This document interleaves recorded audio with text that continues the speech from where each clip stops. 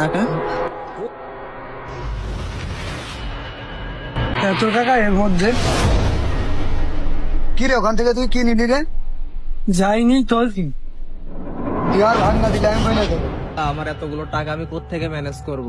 এত কষ্টের টাকা ম্যানেজ করে সেটা হারিয়ে গেল। আস্তাগফিরুল্লাহ, তোমরা এই টাকা চুরি করে নিয়ে আসো, তারপরে আবার মারামারি করছো।